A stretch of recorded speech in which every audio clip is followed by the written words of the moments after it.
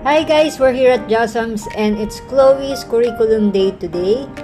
And ayan, merong MIL, Arts and Design, Contemporary Arts, and ICT. So ayan, ikot po muna tayo.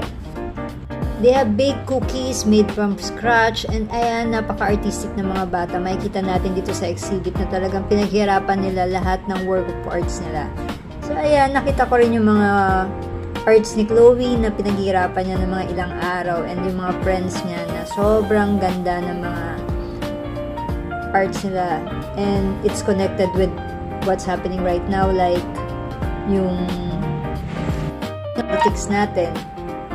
And ayan, pinapakita nila lahat ng kanilang exhibit.